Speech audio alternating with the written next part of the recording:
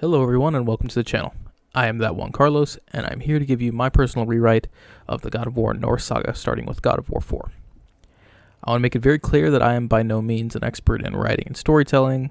This video and subsequent videos are not meant to demean or lessen the work of any one in Santa Monica Studios, including Corey Barlog, Eric Williams, or any writers or actors or anyone else working on the God of War series. I have thoroughly enjoyed all the installments of the God of War series and wish for them to thrive in any future endeavor. This series simply serves as my own interpretation of what God of War could have been and what would have been a more compelling story in my eyes from both as an amateur writer and a gamer. Maybe at some point someone who did work on the project could give their feedback into what I say. Well, first things first. I feel it necessary to explain my gripes with the Norse saga and why I think them so severe enough to warrant an outline and a video about changing them. The scope of the Norse saga, I believe, is too big that it would require at least 3 games or maybe 2 games with an extension of one of the games, such as a DLC.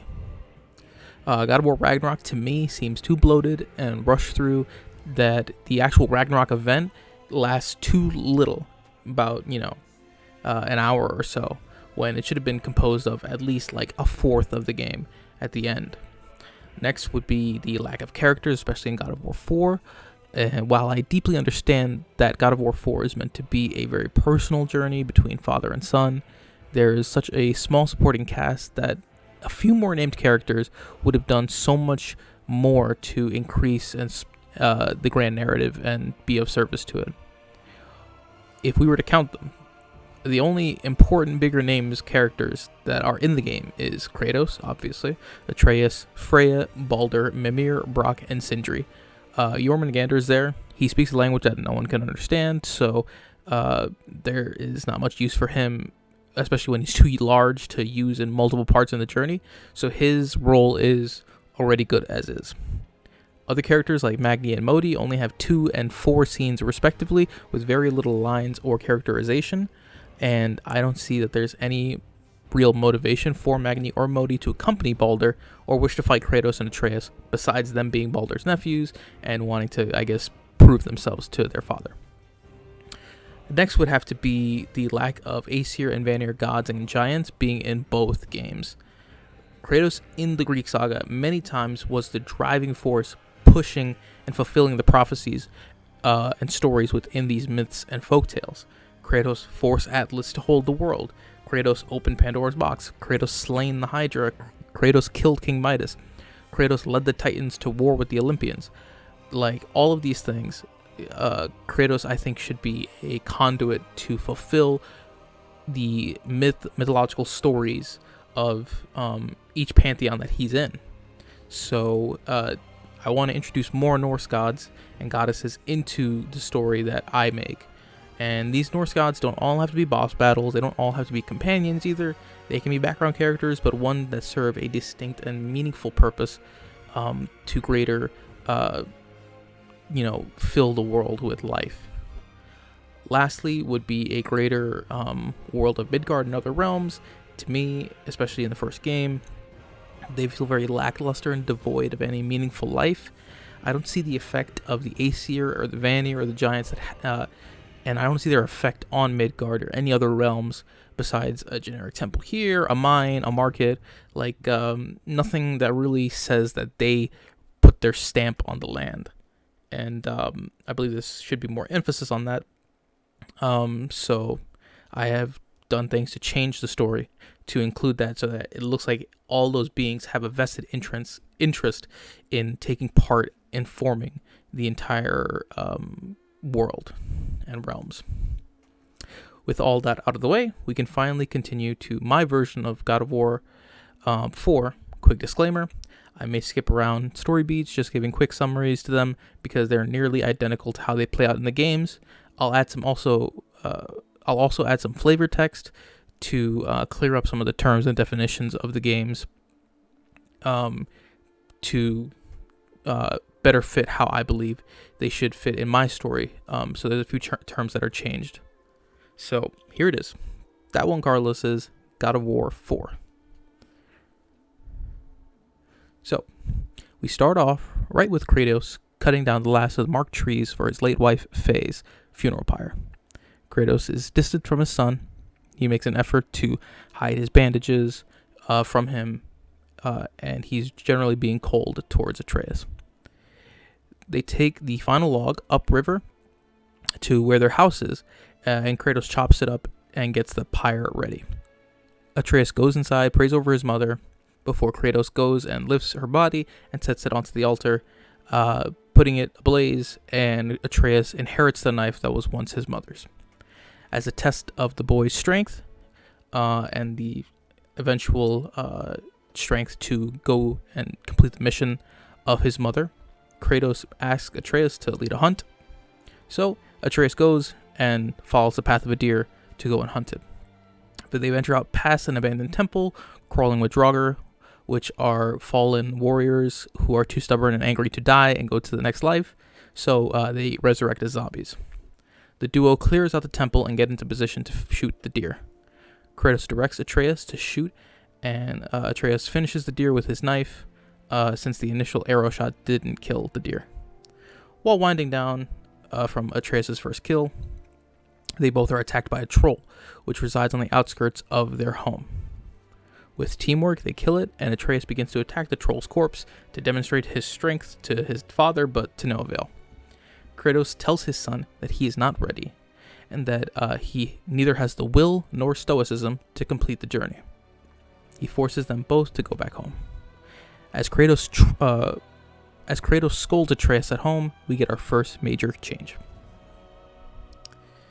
The sound of a roaring wind and creaking wood can be heard from outside the cabin. It soon stops and someone begins banging on the door. Kratos tells Atreus to hide under the floorboards while he confronts a stranger.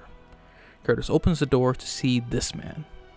He's a blonde, beautiful man who's dressed in a high-end tunic and pants, but he seems completely filthy. The rags on his body are... The fabric on his body are ragged and torn. His blonde hair and beard is matted and tangled and dirty, yet his hair's color shines with a vibrant blonde glow. He has underlying tattoos that run from his neck all the way down onto his body and under his shirt. The stranger speaks. I thought you'd be bigger, but you're definitely the one. And after 10 long years, I finally found you. Long way from home, aren't you? What do you want? Oh, you already know the answer to that. Whatever it is you seek, I do not have it. You should move on. And here I thought your kind were supposed to be so enlightened, so much better than us, so much smarter. Yet you hide out here in the woods, like a coward. You have no power in this realm. Your people are all dead, and you are just another intruder who will be crushed. You do not want this fight. Oh, I'm pretty sure I do. The stranger gets a few punches off, but is then blocked and counterattacked by Kratos. The stranger mumbles to himself, "No, no, no." Then he punches Kratos, sending the ghost of Sparta flying over the house and landing onto the ground. The stranger jumps to Kratos, and their battle begins. The stranger glows with a fiery white light, and he uses that power to empower his physical attacks and to hurl projectiles and blasts of fire at his enemy. The fight continues. The two of them are breaking through the mountainside, and Kratos counters the stranger's powers with his own Spartan rage. Eventually, Kratos slams a boulder onto the stranger, but he easily picks it up and tosses it off of him and begins to grapple with Kratos. He speaks. When Odin sent me, he told me to eradicate you, but I know what he wants. You have it. You know the way. If only you just surrendered. I guess I'll just have to deal with that after you and whoever is in that house are corpses. The fight keeps going, and the stranger reveals that he feels no pain or fatigue. Kratos has kept on trying and trying, even though he feels the pain. After a severe struggle, Kratos is able to snap the stranger's neck and toss him off a cliff. Kratos is tired and beaten, but still returns home. He makes Atreus get his things, and they all head off to start their journey prematurely. Kratos and Atreus head towards the tallest mountain in Midgard. They cross through a treacherous forest and a former market for the giants in Midgard. They continue until they meet Brock, an exceptionally talented dwarf blacksmith who is estranged from his brother for some time now. Their brothers were actually the ones who made Mjolnir for Thor, as well as the Leviathan axe for Kratos' wife. Brock improves the axe and sends the duo on their way. They soon see a boar covered in paint and ruins. Atreus decides to hunt it and shoots it with an arrow. It runs away, and they learn that the boar belonged to a witch of the woods. She asks them and pleads with them to help save the boar, which they oblige. While Atreus is out gathering ingredients to save the boar, the witch reveals that she knows Kratos is a god. Kratos is on edge, but his worries are temporarily alleviated when the witch says that she won't reveal that secret to his son. They save the boar, and the witch gifts them a compass and a protection seal that should make it harder for them to be spotted by spying eyes. Kratos and Atreus sail to the lake. It is the Lake of the Nine, which is surrounded by a thick fog. Piercing through the mist is a statue of a warrior with writing on it. Atreus reads the message. Cast your weapons into the water to awaken the cradle of the world. Only through a sign of peace can the lands and realms be reopened. Kratos, being unable to see through the dense fogs, believes that the only option he has is to throw the axe into the water. He thinks it should be fine, since he could just cast it right back to him. What he doesn't know is that he awakened Jormungandr, the world serpent. Jormungandr speaks a language that no one understands, so Kratos heads to the temple for now. That's revealed in the middle of the lake. Now that everything is clear, you could see a vast landscape of tundra, forest, rocky mountainside. In the sky, you see the faint white silhouette of a tree trunk that runs right through the middle of the sky and runs down into the middle of the temple. Turns out, Brock from earlier was already there at the temple and congratulates the duo for opening it up. Brock sees it as a sign that at least Midgard might start opening up and people could come out of hiding if the temple is restored to working order. Kratos and Atreus make their way towards a path that goes up to the mountain, where they meet Sindri. Sindri is the brother to Brock. He's just as skilled of blacksmith as him, and also feels obligated to help Kratos and Atreus, since he was the one that made the axe, and Faye would have wanted the help for them. Kratos and Atreus now make it to the base of the mountain, where a black fog covers their only path up. It's magical in nature, and will suffocate anyone who dares pass. The Witch of the Woods reappears again to help Kratos once more.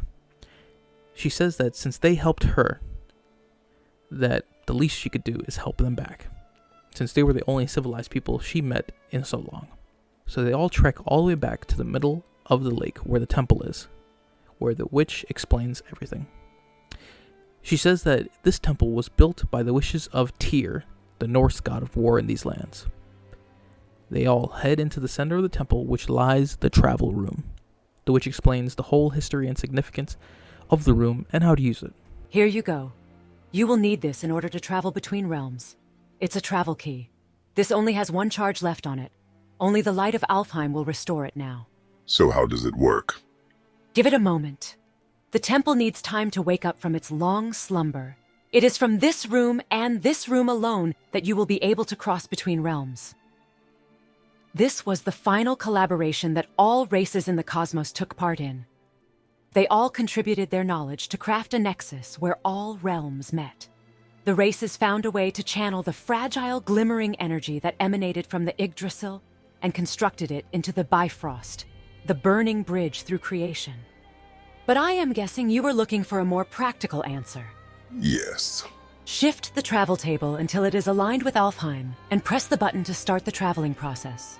The room begins to realign and begins to shoot a rainbow energy through the center, all the way to a crystal in front of the Alfheim door. The travel is complete, and the two of them take their first look outside. Welcome to Alfheim, gentlemen. The trip shouldn't be too long.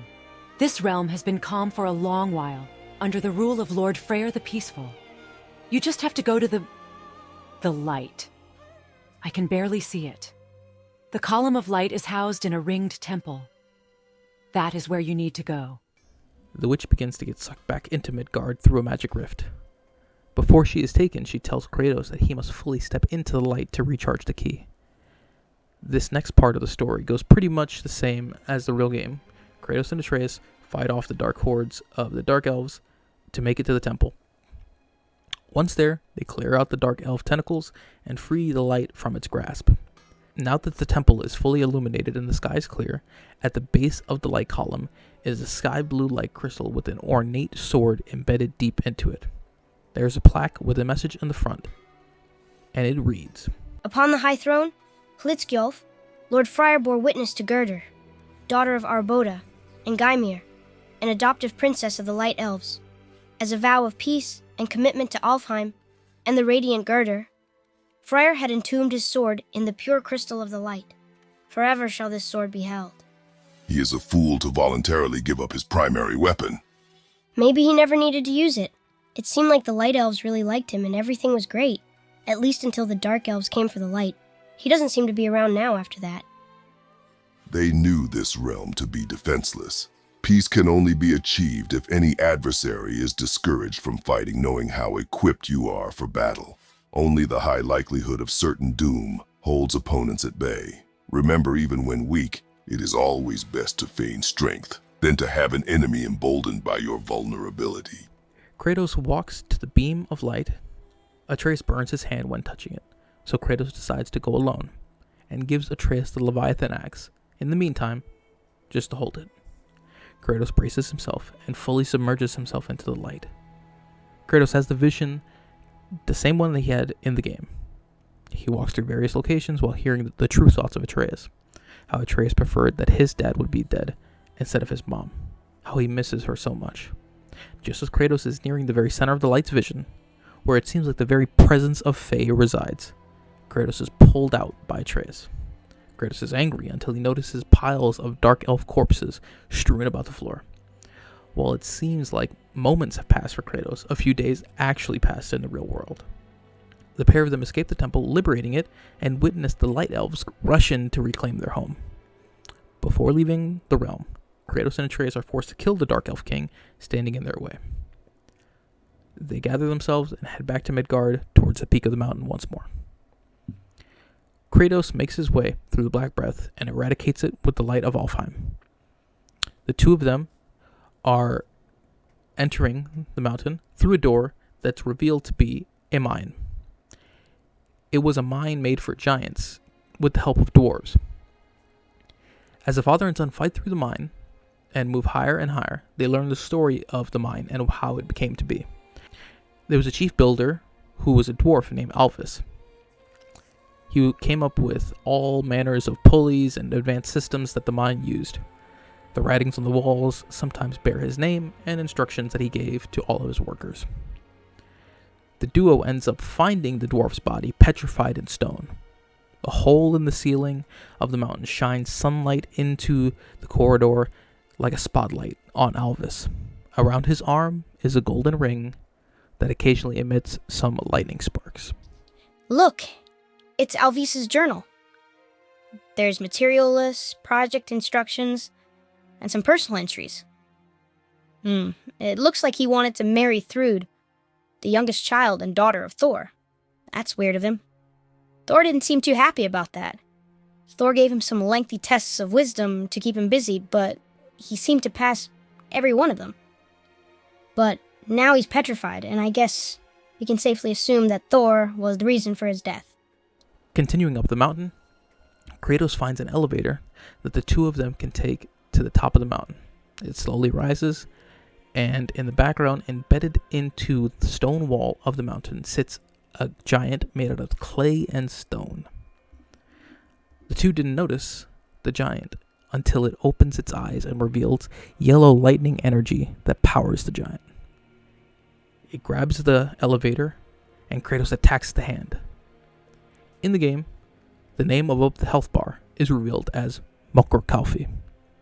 After a short scuffle, the giant retreats unintentionally, pulling up the elevator with it to a higher level of the mountain.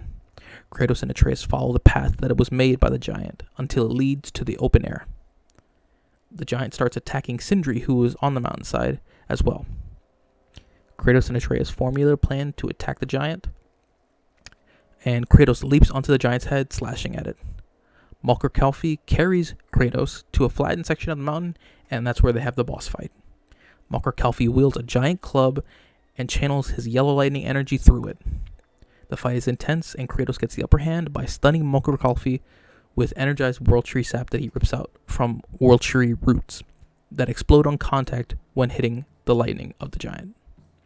Eventually, Kratos deduces that the source of Mokor Kalfi's energy is from his heart and finds a way to rip it out in glorious Kratos fashion.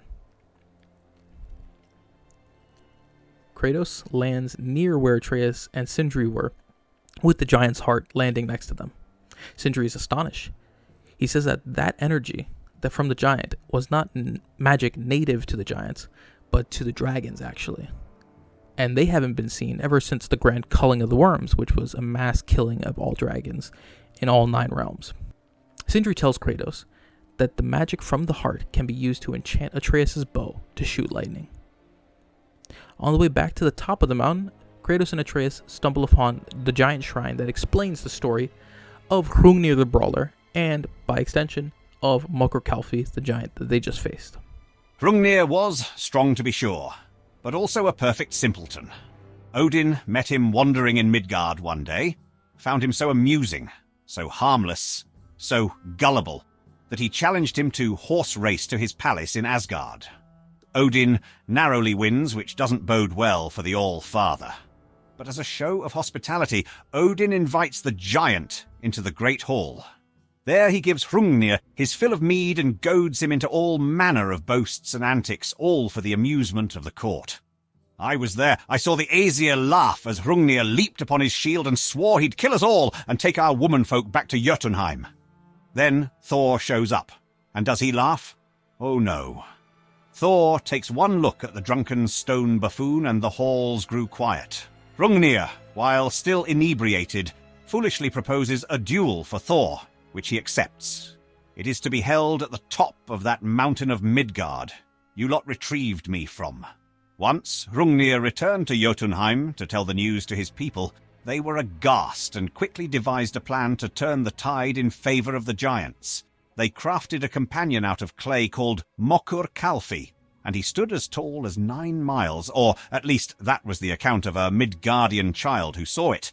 He was supposed to help in the battle, but on such short notice, they could only find a heart of a mare to fill his chest, making him cowardly. Soon the time came, and Thor was electrifyingly angry. He made his entrance crashing through the mountainside and slaughtering all manner of giants and dwarves residing inside. He then made it to the top where Hrungnir was. Mokor Kalfi rightly pissed his pants and ran away, but Hrungnir armed himself with the closest weapon he could find, a whetstone. The giant chucks the whetstone at Thor, but Thor launches Mjolnir through it, shattering it into pieces. Some pieces of the whetstone lodged into Thor's skull, yet Mjolnir kept going and killed Hrungnir in one fell swoop to his head. Thor, being disoriented, didn't notice that Hrungnir was falling right on him, and Thor became stuck under the brawler's leg. Thor struggled, but his young son, Magni, who usually accompanied his father, lifted the giant off of him. As a reward, Thor gave Magni Hrungnir's horse, Gulfaxi, and Modi was once again left out of the fame and glory that his father and brother shared, and he remained bitter about it ever since. Mokor Kalfi was the clay giant. We fought such a giant before we retrieved you, but instead of cowering, he boldly attacked us. He was armed with a giant club and shot yellow electricity. The dwarf, Sindri, said that he was powered by a dragon. Explain that, Head. It is safe to assume that was part of the giant's plan to guard the last bridge to Jotunheim. They must have found him after the duel and replaced his heart with one of a dragon back during the grand culling of the worms. It seems like Mokocalfi worked well enough to dissuade would-be adversaries from reaching the gateway. Apart from Odin, who wills himself to places, I didn't receive any extra visitors all that time until that fateful day when Hod and then you showed up.